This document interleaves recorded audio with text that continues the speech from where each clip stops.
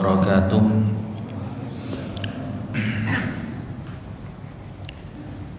Innal hamdalillah nahmaduhu wa nasta'inuhu wa nastaghfiruh wa na'udzu billahi min shururi anfusina wa min sayyiati a'malina. Man yahdihillahu fala mudilla lahu wa man yudlil fala hadiya lahu.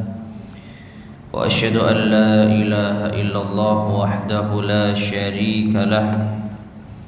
Wa asyhadu anna Muhammadan abduhu wa rasuluh. Allahumma salli wa sallim wa barik ala nabiyyina Muhammadin wa ala alihi wa ashabihi wa man tabi'ahum bi ihsanin ila yaumiddin. Amma ba'd. Ma'asyiral muslimin rahimani wa rahimakumullah. Alhamdulillah, pada malam hari ini kita bisa melanjutkan kembali kajian kita membahas kitab Al-Qawaid Al-Fiqhiyah, kaidah-kaidah praktis memahami fikih Islami, yang disusun oleh Ustadzun Al-Fadhil Ahmad Sabiq Ibn Abdul Latif Abu Yusuf Hafizahullahu Ta'ala. Dan kita masih berada pada pembahasan bab yang kedua, yaitu bab kaidah-kaidah besar sampai pada kaidah kelima, al-'adatu muhakkamatun. Adat itu bisa dijadikan sandaran hukum. Dan terakhir pembahasan kita adalah syarat adat atau uruf yang menjelaskan bahwasanya tidak semua adat, tidak semua uruf, kebiasaan masyarakat bisa dijadikan sandaran hukum. Setidaknya penulis di sini membawakan 4 syarat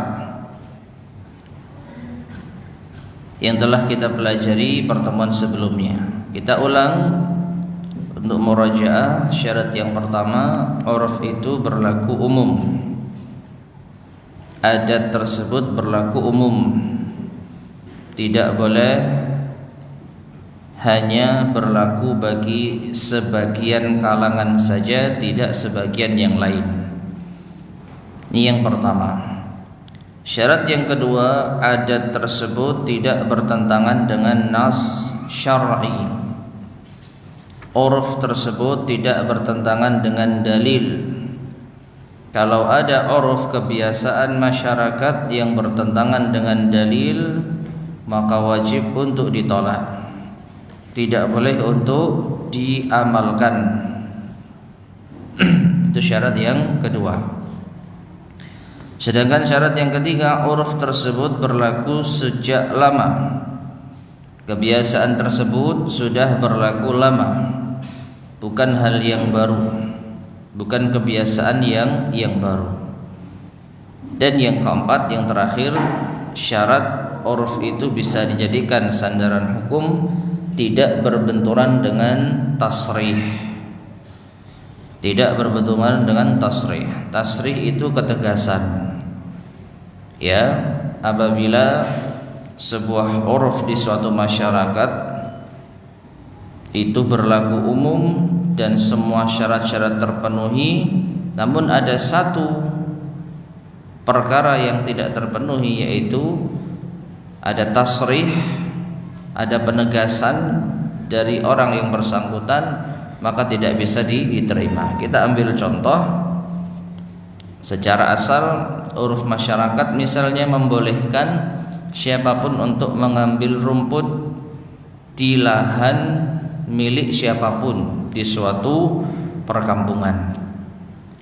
Ya, adat kebiasaan masyarakat tidak mempermasalahkan siapapun untuk mengambil rumput di lahan siapapun.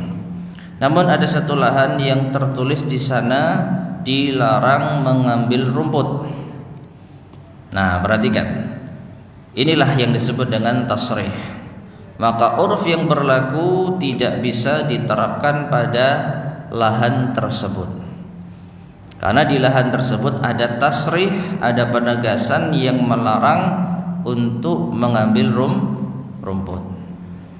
Demikian pula contoh lain, kolam. Ada sebagian atau tambak ya, ada sebagian daerah yang mempersilahkan siapapun untuk memancing di tambak tersebut.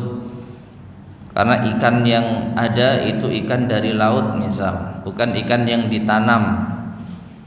Karena tambak tersebut fokusnya pada rumput laut misal.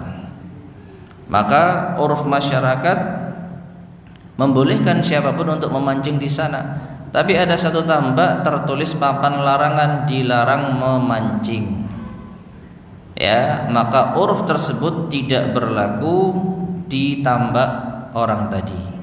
Kita tidak diperbolehkan memancing di sana karena apa? Uruf yang ada berbenturan dengan tasrih.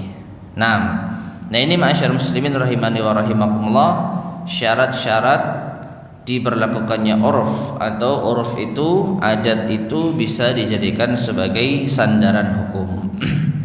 Nah, sekarang kita masuk pada pembahasan terakhir dari kaidah yang kelima ini, yaitu cabang-cabang kaidah. Halaman 114. Cabang-cabang kaidah. Sebagaimana kaidah-kaidah besar sebelumnya, setiap kaidah besar itu memiliki cabang kaidah, demikian pula dengan kaidah yang kelima ini, al-'adatu muhakkamah, memiliki cabang kaidah. Ada beberapa yang dibawakan oleh al-muallif hafizahullah. Yang pertama, kaidah cabang dari kaidah besar al-'adah muhakkamah adalah isti'malun nasi hujjatun yajibul amalu biha. Isti'malun nas, apa yang digunakan oleh kebanyakan manusia, hujjatun, itu bisa sebagai hujjah, yajibul amalu biha, yang wajib dikerjakan. Makna kaidah ini semakna dengan kaidah umum, yaitu bahwa apa yang digunakan oleh manusia sehingga menjadi sebuah adat kebiasaan mereka, maka itu bisa dijadikan sebagai sebuah sandaran amal yang wajib digunakan.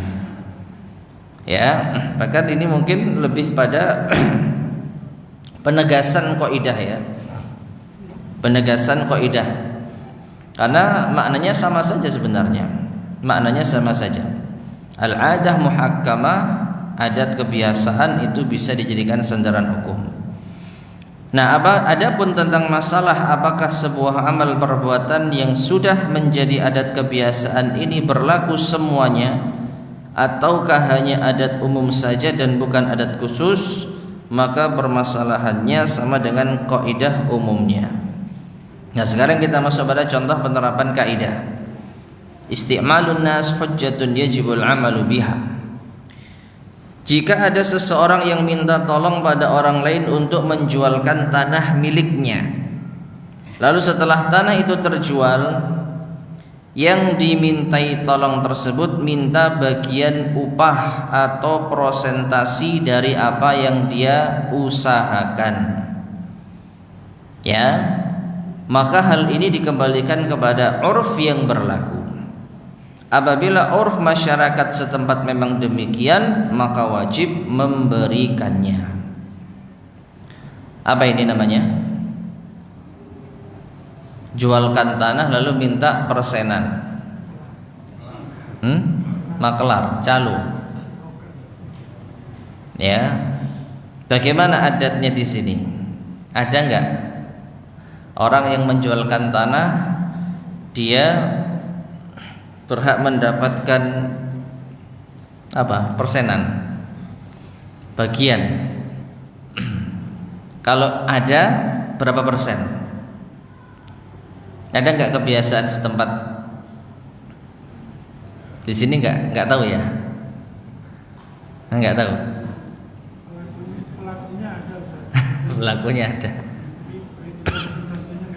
Perhitungan presentasinya tidak ada. nggak baku gitu.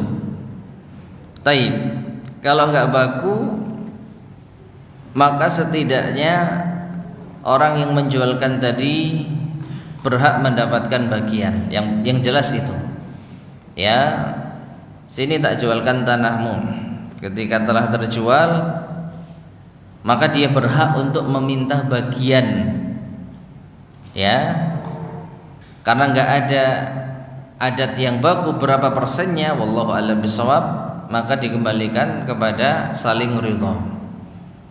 Ya, kalau dua-duanya ridha, kita kasih sekian persen ya dari penjualan atau dari keuntungan, maka insya Allah selesai masalahnya.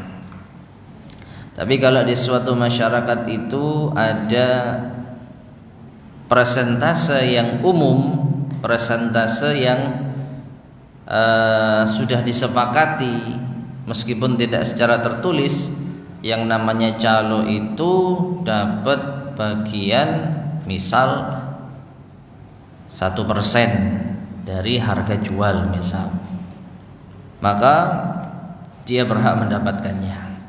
Artinya kalau dia meminta bagiannya ini halal, boleh, itu diperbolehkan. Nah, jadi harus apa? Harus diberlakukan sebagaimana urf yang berlaku. Itu yang pertama. Yang kedua, contoh yang kedua, jika ada seseorang yang minta seorang tukang batu untuk bekerja di rumahnya, maka waktu istirahat dan gajinya ditentukan oleh urf yang berlaku, kecuali ada kesepakatan tersendiri antara keduanya. Nah, ini yang sering ya, minta tolong tukang untuk mengerjakan rumahnya. Apa yang dikerjakan? Tolong buatkan tembok di sini, atau tolong yaitu keramik ya, tolong di keramik bagian sini dan seterusnya. Langsung disuruh kerja. Ya, bahan dan biaya tentu dari pemilik rumah.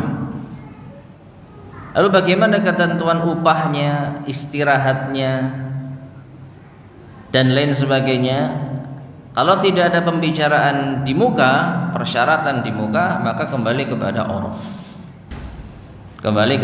urf. Ya, istirahatnya ya biasanya zuhur kan gitu ya. Masuknya jam 7, istirahatnya zuhur, lautnya jam berapa? 3 apa 4? Nah, 4 misalnya. Nah, maka itu haknya. Bayarannya berapa? Tergantung uruf. Sini berapa di sini, Pak?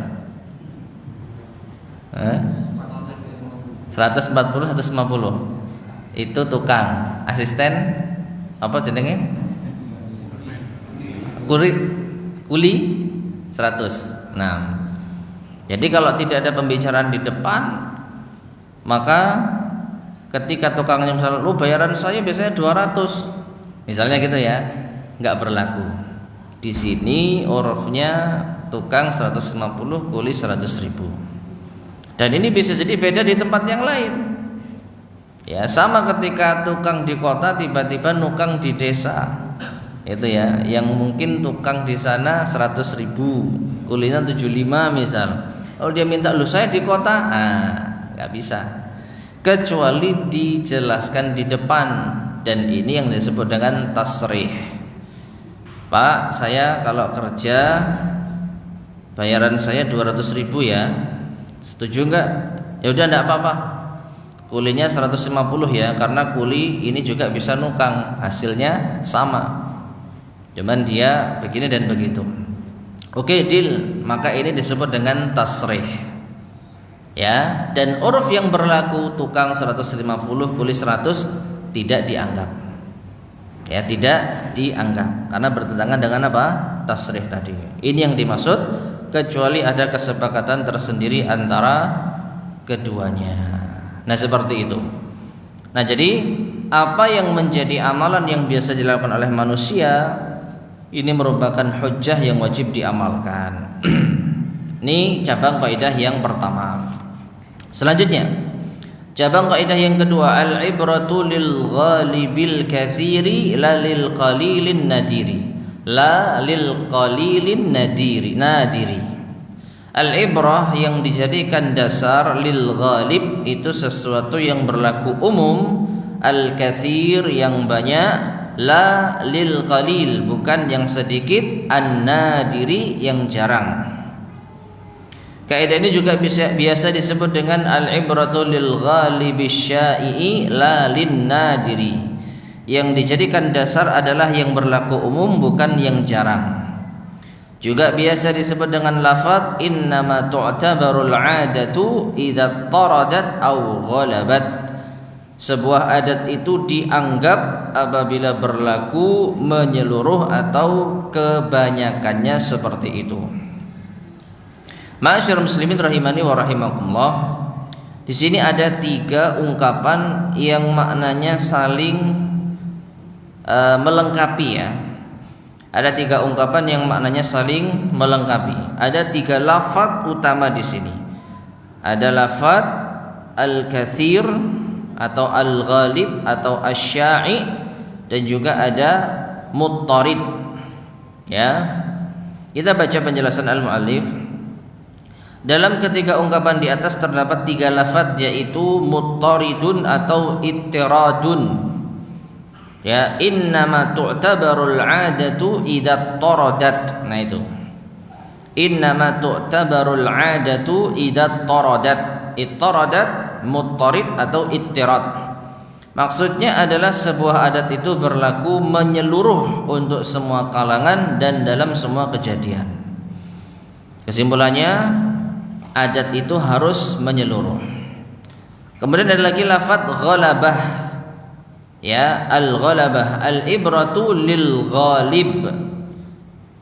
Ya, idza innama tu'tabarul 'adatu idza taradat au ghalabat. Nah, al-ghalabah maksudnya adalah sebuah adat itu berlaku pada kebanyakan kejadian. Kalau tadi menyeluruh semua, kalau ini apa? Ghalibnya, kebanyakannya. Yang namanya kebanyakan itu setidaknya lebih dari 50%. Jadi adat semacam ini diberlakukan oleh mayoritas masyarakat. Ada sih sebagian yang tidak memberlakukannya, tapi sedikit. Kebanyakan, umumnya mayoritas, ghalibnya itu memberlakukannya. Ini lafaz yang kedua. Lafaz yang ketiga adalah asy-sya'i. Maksudnya adalah adat tersebut masyhur, tersebar di kalangan masyarakat. Ala kulli hal, kata al-muallif hafizahullah, makna ketiga lafaz ini hampir mirip, yaitu sebuah adat kebiasaan itu baru bisa dijadikan sebuah sandaran hukum kalau berlaku menyeluruh untuk semua kalangan atau dilakukan oleh kebanyakan masyarakat. Adapun kalau adat kebiasaan itu dilakukan oleh sebagian kecil mereka atau jarang dilakukan, maka itu tidak berlaku sebagai sandaran hukum. Kita ambil contoh tadi, upah bagi tukang. Upah bagi tukang. Memang ada di sebagian masyarakat. Anggaplah satu desa ya, satu desa atau satu kecamatan lah. Satu kecamatan ini rata-rata ya tadi yang namanya tukang itu upah hariannya 150, kuli 100.000. Tapi ada di sebagian desa, di sebagian kelurahan, sebagian tukang itu upahnya 200.000. Ya, lebih banyak 50.000. Tetapi ini hanya sebagian kecil saja. Hanya sebagian kecil saja.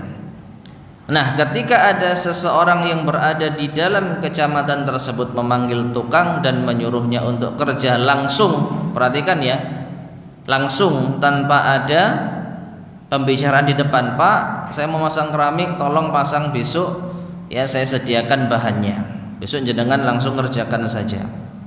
Selesai pekerjaan, ketika tukang itu dibayar 150 ternyata menolak. Loh Pak, saya biasanya di sana di desa A itu bayarnya 200.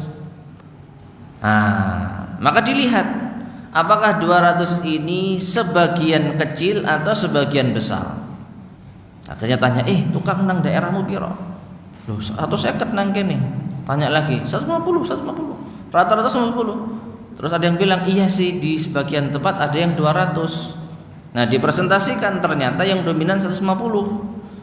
Maka 200 ini an-nadir al-qalil. Sifatnya jarang dan sedikit sehingga tidak bisa dijadikan patokan. Artinya kalau pemilik rumah bersikukuh bayar cuman 150, dia tidak dosa. Dia tidak berdosa. Kenapa? Karena urf yang umum 150. Adapun sebagian ada yang ngasih 200, ini nadir, jarang, sebagian kecil. Persentasenya tidak lebih banyak dibandingkan dengan yang 150. Nah, seperti itu. Tapi kalau nggak mau rame ya sudah tambah aja 50.000. Ini bab lain, ya. Ini bab lain kita berbicara hukum asal, ya. Kalau bersikukuh bayar 50, dia nggak dosa, dia nggak salah dan dia tidak melanggar akad. Kenapa? Karena di awal tidak ada tasrih, tidak ada persyaratan di muka, ya. Jika demikian berarti lebih baik ada persyaratan. Ya, lebih baik ada persyaratan. Cuman masalah kita adalah sesuatu yang sudah biasa. Ini kadangkala ya sudah jalan saja, tidak perlu diomongkan. Biasanya kan begitu.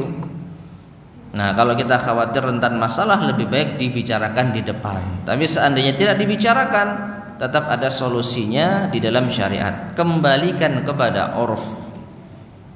Kita tidak menzalimi siapapun di situ. Karena uruf yang berlaku seperti itu, maka kita pun juga memperlakukan tukang seperti itu. Baik, jelas ya?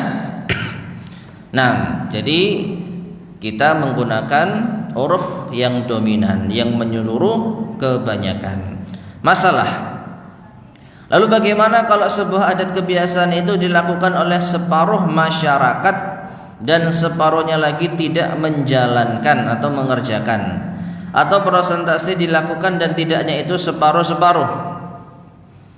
Nah, ternyata setelah survei berapa tukang bayarannya di sini 150, salah 200, 150, kok sama gitu ya, tidak ada yang lebih dominan misal. Maka bagaimana? Menurut keumuman kaidah di atas, maka kejadian ini tidak dapat dijadikan sebagai sebuah sandaran hukum. Wallahu a'lam. Jadi tetap apa? Diberlakukan yang 150.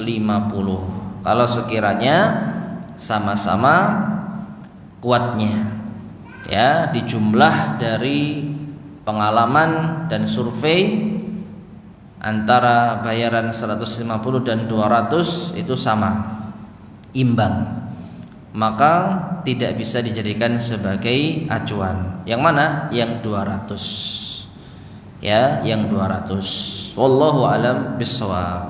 Nah, dari sini maka kaidah ini, ya, al-uruf atau al-adah benar-benar bisa diberlakukan kalau dia itu dominan. Kalau dia itu apa? Dominan. Kalau baik lagi yang menyeluruh semuanya, hampir semuanya, ya, semuanya memberlakukan. Tapi kalaupun tidak semuanya, paling tidak dominan. Keumuman lebih banyak. Nah, itu tidak boleh kurang dari 50%, tidak boleh 50%, harus lebih dari itu. Wallahu a'lam bishawab. Baik. Kemudian cabang kaidah berikutnya, al-'urfu alladhi tuhmalu 'alaihi al-alfazu innama huwa al-muqarinus sabiqu dunal mutaakhiri al-lahiqi. Al-'urf, uruf alladhi tuhmalu 'alaihi al-alfaz, yang dibawa kepadanya lafaz-lafaz tersebut, innama huwal muqarinus sabiq, yaitu uruf yang sudah terjadi sejak waktu lampau, dunal mutaakhiril lahiq, bukan uruf yang datang belakangan. Kita baca makna kaidah.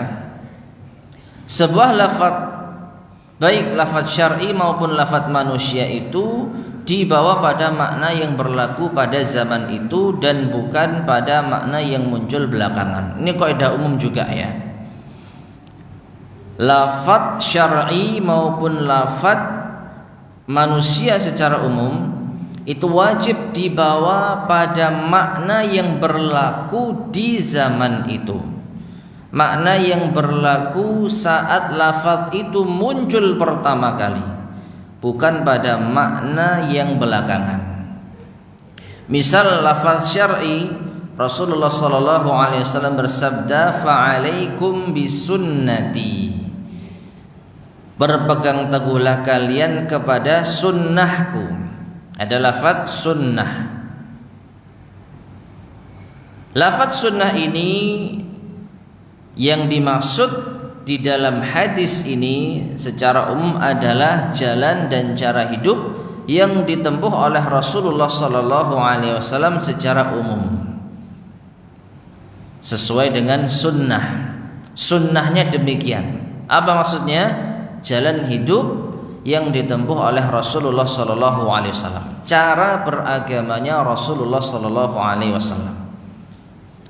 Sedangkan di zaman belakangan sunnah ini mengalami perluasan makna, di antaranya amalan sunnah, amalan yang dianjurkan, yang apabila dikerjakan dapat pahala, kalau ditinggalkan tidak berdosa.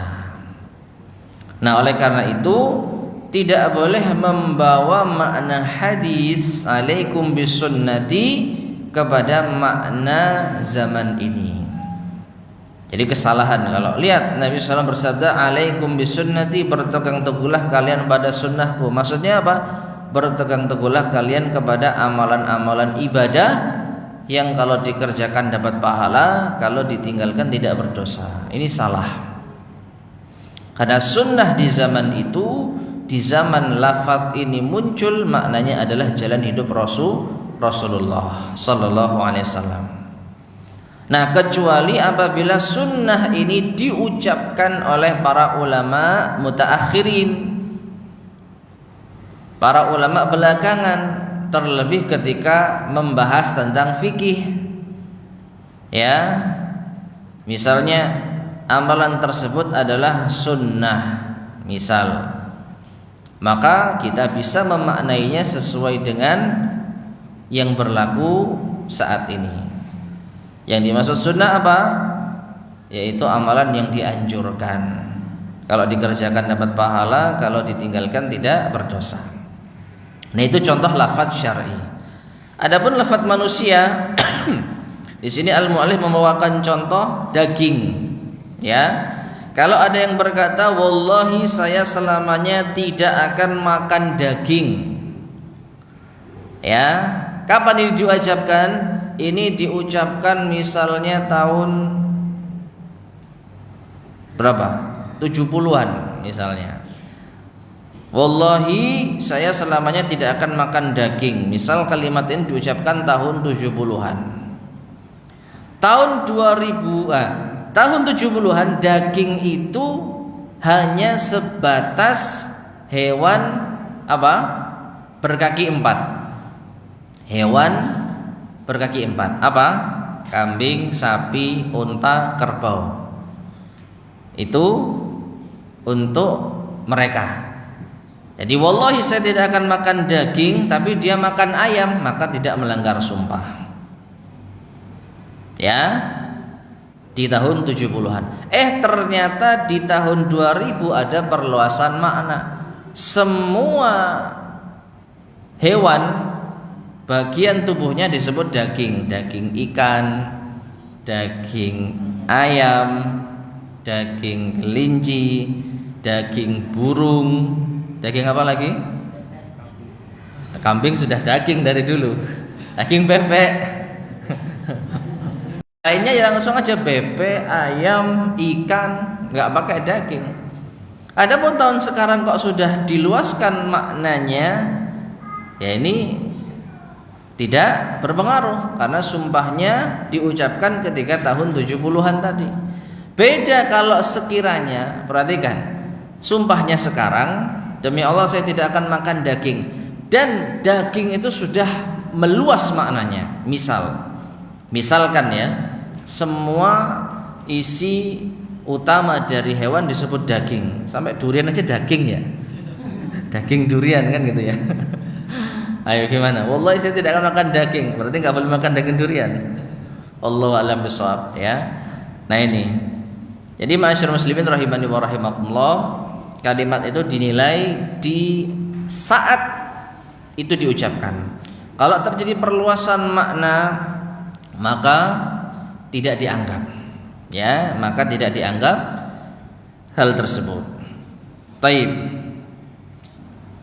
Nah, jadi itu kesimpulan dari kaidah yang ketiga. Kaidah yang keempat, cabang kaidah yang keempat, ini sampai 7 ya. Semoga selesai malam ini insyaallah. Bunyinya kan adalah al-haqiqatu tutraku bidalalatil adah. Perhatikan ini hal yang cukup menarik ya. Al-haqiqatu, sebuah hakikat itu, tutraku bisa ditinggalkan bidalalatil adah, disebabkan sebuah adat kebiasaan. Makna kaidah, pada dasarnya sebuah lafaz harus dibawa pada maknanya yang hakiki. Ini hukum asal, ya. Dan ini berlaku bagi Al-Quran, bagi hadis Nabi SAW, ya, utamanya bagi Al-Quran maupun hadis Nabi SAW. Lafaz harus dibawa kepada makna yang hakiki sesuai dengan zahirnya. Dan makna hakiki adalah makna asal untuk sebuah lafaz. Namun terkadang makna hakiki ini harus ditinggalkan karena urf atau adat kebiasaan yang berlaku menggunakan lafaz tersebut untuk makna lain. Namun ini sekali lagi hanya berlaku bagi ucapan manusia. Kalau firman Allah dan hadis Rasulullah SAW tidak berlaku. Apa itu? Makna hakiki ditinggalkan karena urf, karena kebiasaan. Tidak berlaku bagi Quran dan hadis. Quran dan hadis makna hakiki senantiasa digunakan, senantiasa dijadikan acuan dasar. Adapun majas, perumpamaan, istilah itu apa? Belakangan. Tidak bisa dijadikan sebagai digunakan ketika berbenturan dengan makna hakiki. Adapun ucapan manusia maka bisa. Kadangkala makna hakiki ini ditinggalkan demi untuk adat yang berlaku. Yang dipakai adalah makna yang dipahami secara tersebut. Contoh sajalah biar gampang nih ya. Kalau ada seseorang yang berkata, wallahi saya tidak akan angkat kaki dari sini. Perhatikan, makna hakikinya apa? Wallahi, demi Allah saya tidak akan angkat kaki dari sini. Makna hakiki, zahirnya apa? Nah, itu makna urfnya, itu maknawinya. Kalau makna hakikinya, makna zahirnya, saya tidak akan angkat kaki. Angkat, meninggalkan tempat itu makna yang diinginkan. Tapi makna hakiki, saya demi Allah saya tidak akan angkat kaki dari sini. Dia berdiri tegak, ngangkat kaki, paham enggak? Wallahi saya tidak akan angkat kaki dari sini. Ternyata dia angkat kaki. Loh, kamu melanggar sumpah. Loh, jangan dulu. Angkat kaki menurut uruf, menurut idiom, menurut peribahasa, angkat kaki itu pergi. Nah, maka makna hakiki dalam kasus seperti ini ditinggalkan demi mengikuti uruf. Uruf yang berlaku, istilah angkat kaki itu pergi. Nah, kalau dia pergi meskipun nggak angkat kaki, dia melanggar sumpahnya. Gimana caranya? Ya. Mungkin saja didorong gitu ya. Dia di atas kendaraan, wallahi saya tidak akan angkat kaki dari sini. Ngomongnya gitu. Ternyata apa? Dia didorong pergi dari tempat itu. Maka dia melanggar sumpahnya. Meskipun kaki tetap berpijak, tapi tubuhnya sudah pergi ke tempat lain. Pak, bisa dipahami ya? Jadi kalau orang itu angkat kaki secara zahir, secara hakiki, angkat kaki kanan, angkat kaki kiri, itu tidak dianggap melanggar sumpah. Contoh lagi apa contohnya? Ya, ada orang misalnya karena punya hutang dia bersumpah, wallahi malam ini saya akan banting tulang.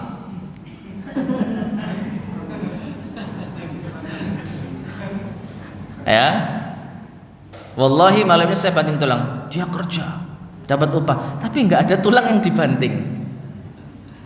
Tulang tahu ya? Ya tulang ya tulang kambing, ayam, bebek, tulang. Apakah dia melanggar sumpahnya? Kerja sampai malam dapat bayaran, tapi tidak ada tulang yang dibanting. Apakah dia melanggar sumpahnya? Tidak. Karena banting tulang menurut uruf itu kerja keras. Nah, dalam hal ini berarti kita telah meninggalkan lafadz secara hakiki karena mendahulukan uruf. Dan ini boleh. Karena ini ucapan manusia. Ya, ucapan manusia. Contoh lagi apa? Meja hijau. Ya, ada orang bersengketa, demi Allah besok saya akan seret dia ke meja hijau. Ternyata datangnya ke pengadilan, daftarkan, dijadwalkan untuk disidang. Si fulan tetap di rumahnya, nggak diseret itu ke meja hijau. Maka apakah orang ini melanggar sumpahnya? Tidak. Karena yang diinginkan dari meja hijau pengadilan dan dia telah melakukannya. Azan? Fadal, adzan terlebih dahulu.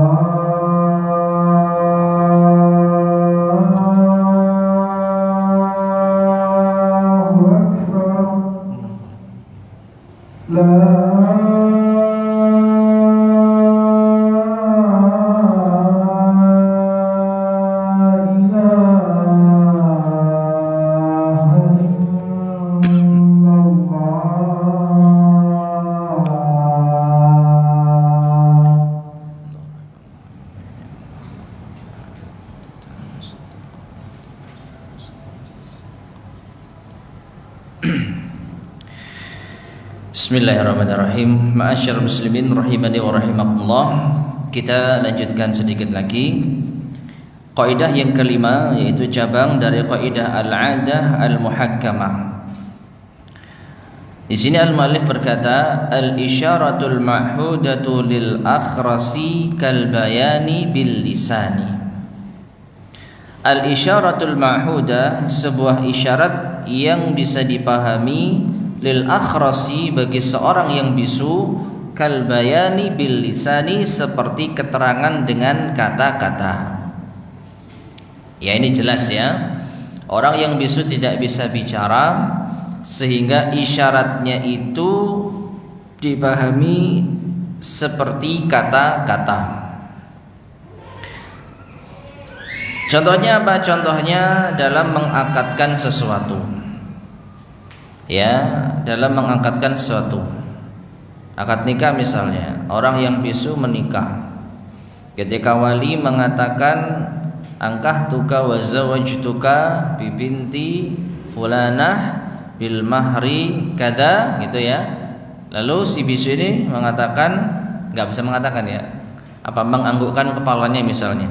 Seperti itu. Maka ini isyarat kalau dia telah menerima. Maka anggukan kepala orang bisu saat akad nikah sama seperti ucapan orang yang bisa bicara, qabiltu nikahaha bil mahril madhkur. Jelas ya? Nah, kalau orang itu bisa bicara cuman anggukan saja, nikahnya belum sah. Ketika wali mengatakan angkah tuka dan seterusnya, lalu calon suami, pengantin laki-laki gini, ya, gini, ngantuk-ngantuk, ya belum sah, karena dia bisa bicara.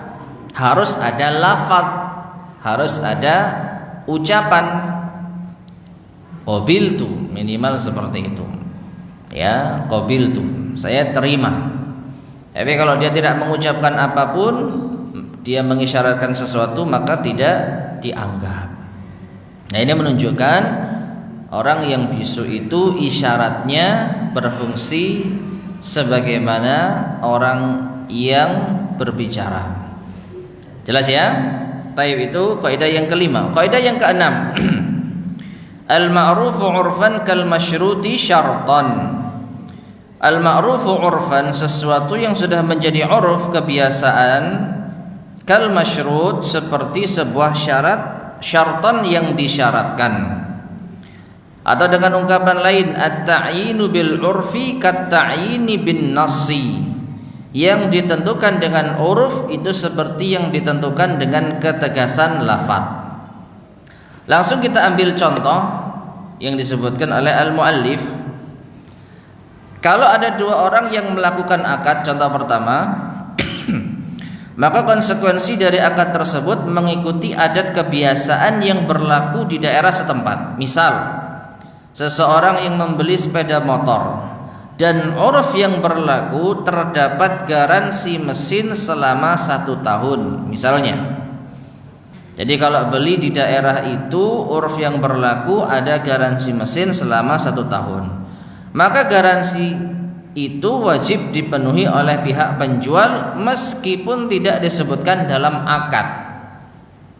Ini yang jadi titik permasalahan, ya. Tidak disebutkan di dalam akad awal adanya garansi, tetapi masyarakat setempat sudah memberlakukan kalau jual beli motor itu pihak penjual wajib memberi garansi 1 tahun misal. Ini sudah umum di daerah itu, kalau jual beli motor penjual memberi garansi 1 tahun, yaitu apa? Garansi mesin. Maka dia wajib memenuhinya. Kalau ternyata di tengah-tengah perjalanan, maksudnya motor itu sudah dibeli selama 2 bulan 3 bulan, kok ternyata mesinnya bermasalah, diklaim, pembelinya mengklaimkan kepada penjual, maka penjual harus menanggungnya. Kenapa? Karena itu sudah menjadi uruf saat itu, meskipun tidak disyaratkan di awal. Makanya Bunyi dari kaidah ini, al-ma'rufu urfan, sesuatu yang sudah menjadi uruf, kal masyrut, seperti sesuatu yang sudah disyaratkan. Uruf bisa menjadi syarat. Jelas ya? Nah, kecuali berbenturan dengan tasrih, kembali lagi. Kecuali berbenturan dengan tasrih. Kalau sekiranya penjual itu, afwan, tapi untuk saya saat ini nggak ada garansi ya. Saya jual motor ini seharga semikian, tapi saya tidak menggaransikan mesinnya selama setahun-tahun. Ini namanya tasrih. Maka kalau pembeli menerima, dia harus menerima tasrih tersebut. Sehingga kalau dalam perjalanan waktu motornya itu bermasalah, dalam setahun dia nggak boleh mengklaim, karena sudah disepakati di awal dengan tasrih yang ada. Tapi kalau tidak ada pembicaraan apapun, maka uruf bisa sebagai syarat. Itu contoh pertama.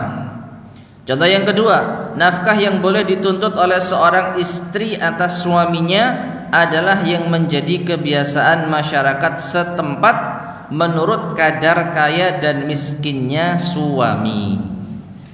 Ya, menurut kadar kaya dan miskinnya suami. Sebelum nikah nggak ada perjanjian, Mas, nanti kalau saya nikah dengan sampean saya minta sebulannya 5 juta ya. Nggak ada. Ya, tidak ada perjanjian seperti itu. Ya nikah saja. Ya. Ternyata setelah nikah istrinya nuntut, saya minta nafkah 5 juta. Nah, gitu misalnya. Maka gimana? Boleh nggak dipenuhi? Apakah wajib dipenuhi oleh suami? Tergantung. Kok bisa tergantung? Ya kalau suaminya kaya raya. Uruf yang berlaku di perumahan itu wong suge minimal belanjani istrinya 10 juta sebulan. Ini 5 juta ya saya mending kan? Apa tadi kata mu'alif? Disebutkan di sini ya, menurut kadar kaya dan miskinnya suami. Ya. Kecuali di masyarakat ini kaya miskin belanja istri 1 juta misalnya. Di masyarakat ini uruf yang berlaku kaya miskin belanja istri sebulan 1 juta. Mau kaya mau miskin rata-rata segitu. Nah ini beda cerita, maka nuntut 5 juta tidak boleh. Tapi kalau tidak ada patokan, dan saya rasa kebanyakan masyarakat seperti itu kan, ya kalau suaminya cukup atau suaminya sederhana ya yang wajar berapa, ya kalau suaminya kaya ya lebih dari itu. Jadi nafkah istri ini tergantung apa? Kemampuan suami. Maka kalau kasusnya seperti tadi, seorang istri menuntut yaitu biaya belanja sebulan 5 juta pada suami yang tinggal di masyarakat yang kaya raya, maka ya harus dipenuhi. Ya, harus dipenuhi. Jelas ya? Contoh yang ketiga. Barang siapa yang menyewa mobil atau kendaraan lainnya, maka si penyewa boleh memuat barang yang sudah menjadi uruf setempat bisa dimuat dalam kendaraan tersebut. Nah ini penting ya. Barang siapa yang menyewa mobil atau kendaraan lainnya, contohnya pick up lah. Pick up itu di suatu daerah biasanya dipakai untuk angkat material, angkat macam-macam lah. Ya, angkat macam-macam. Maka ketika seorang menyewa pick up ternyata dipakai untuk mengangkat apa misalnya? Yaitu tadi material atau batu apa? Bongkaran. Ternyata pemilik pick upnya marah. Nggak boleh mobil saya dibawa untuk bawa ini gitu ya. Boleh nggak dia menuntut hal itu? Menuntut ganti rugi. Kamu sudah pakai mobil saya untuk mengangkat bongkaran bangunan, maka kamu harus ganti rugi. Misalnya ganti rugi apa? Ya pokoknya ganti rugi padahal nggak ada yang rusak. Maka bagaimana hukumnya? Dilihat. Kalau uruf yang berlaku yang namanya mobil pickup itu bisa dipakai untuk itu di daerah situ, di daerah sana, Bisa dipakai yang angkat perabot, yang angkat sayur, yang angkat buah, yang angkat material, yang angkat bongkaran, semua umum. Maka penyewa tidak wajib untuk membayar ganti rugi. Artinya tidak bersalah. Artinya tidak bersalah. Kecuali ada tasrih di depan. Ya, ketika menyewa, pemilik mobil mengatakan ini nggak boleh dipakai ngangkut bongkaran, jelas ya. Maka wajib untuk apa?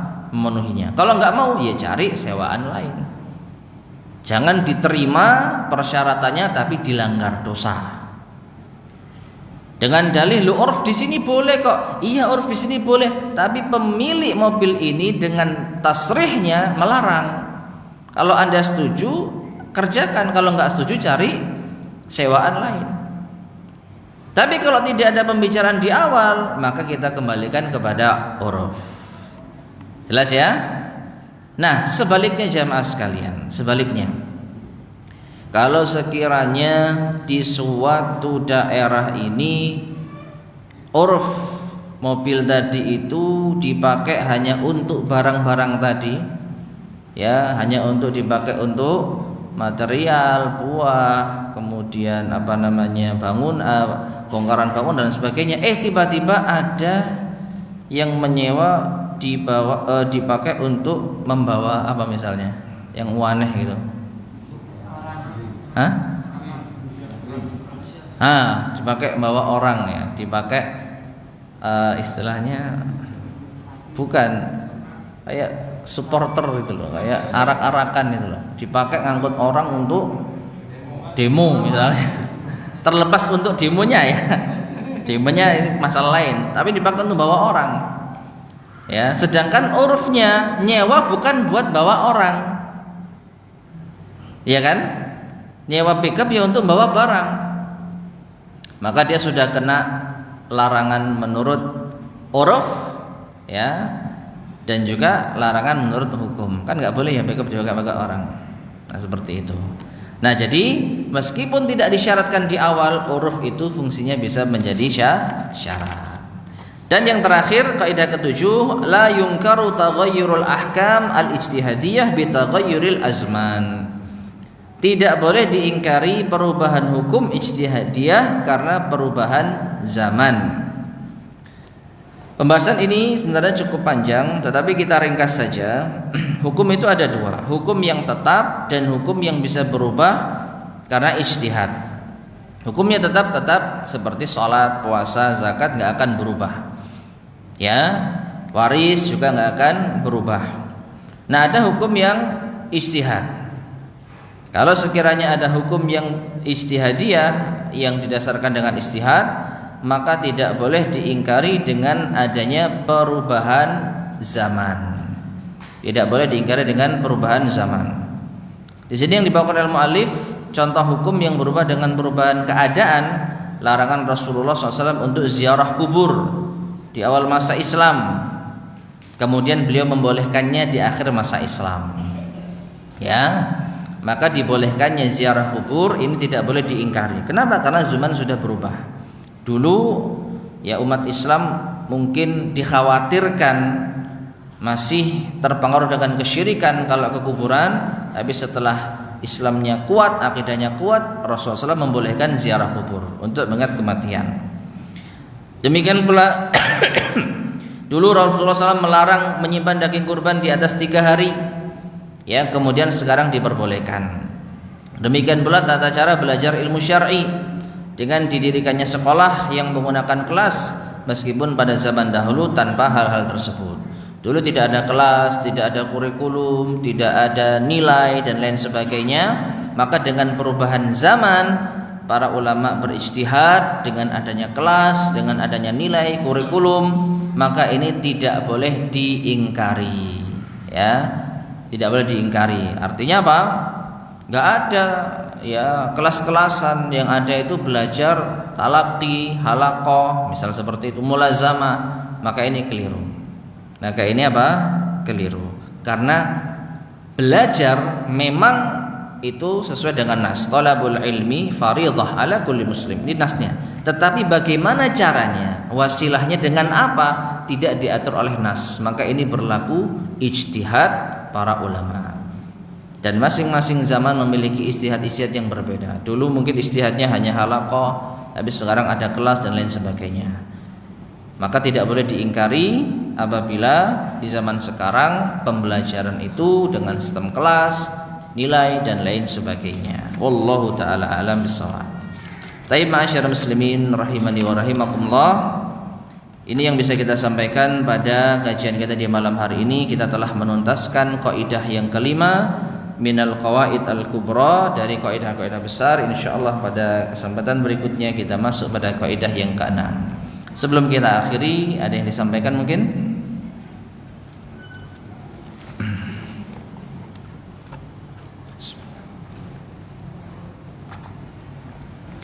Baik, jika tidak ada kita akhiri. Subhanakallahumma bihamdika asyhadu an la ilaha illa anta astaghfiruka wa atubu ilaik. Alhamdulillahirabbil alamin. Assalamualaikum warahmatullahi wabarakatuh.